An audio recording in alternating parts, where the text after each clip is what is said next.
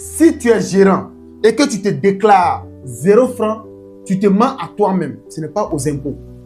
Si tu viens de nous prendre en marche, je suis Mister Diarra, l'éclaireur de business. Celui-là même qui aide les entrepreneurs à développer, à structurer et à organiser leur business afin de gagner de l'argent. Aujourd'hui, on va parler de salaire, de ITS, de la DFE.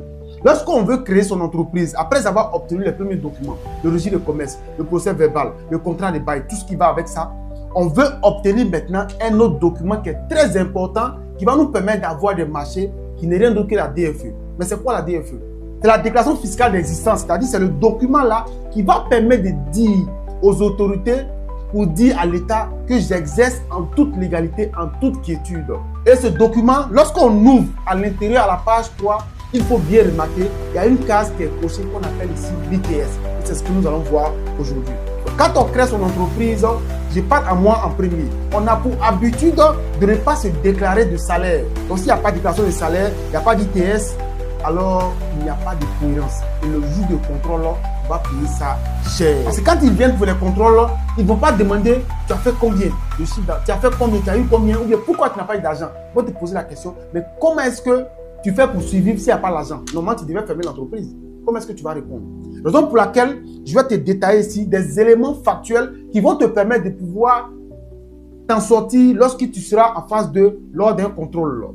Pour l'obtention de la DFE, on va partir sur un chiffre d'affaires prévisionnel. De 5 millions 1 franc à 50 millions, nous sommes sur l'état de l'entrepreneur TEE. On est d'accord? TEE là, c'est 5% du chiffre d'affaires. Donc quand tu vas aller payer tes impôts, ça fait 250 000 francs l'année si on est sur 5 millions 1 franc. Mais après avoir payé les 5 millions 1 franc, on a encore un autre impôt qu'on doit payer parmi d'autres. On est d'accord? Donc on va rester sur le ITS.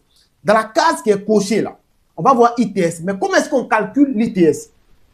Comment est-ce qu'on calcule son ITS? C'est tellement simple.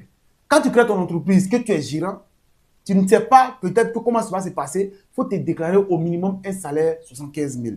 75 000, c'est le SMIC, c'est la base des bases. Et tu vas payer l'ITS dessus. Ne cherche pas à gonfler tout de suite ton salaire pour aller payer trop d'impôts et trop de taxes parce que tu veux vraiment impressionner les autres. On est d'accord? Donc, quand tu crées ton entreprise, tu vas mettre la base des bases 75 000. Et quand tu mets 75 000, ça, c'est le salaire brut. Maintenant, comment est-ce qu'on va calculer l'ITS? C'est quoi d'abord l'ITS? L'ITS, c'est l'impôt sur le traitement et le salaire. Et quand on parle de ITS, il y a 3 axes qu'il faut comprendre ici. Le premier axe, le premier point, c'est l'IS, l'impôt sur le salaire. Comment est-ce qu'on calcule l'impôt sur le salaire?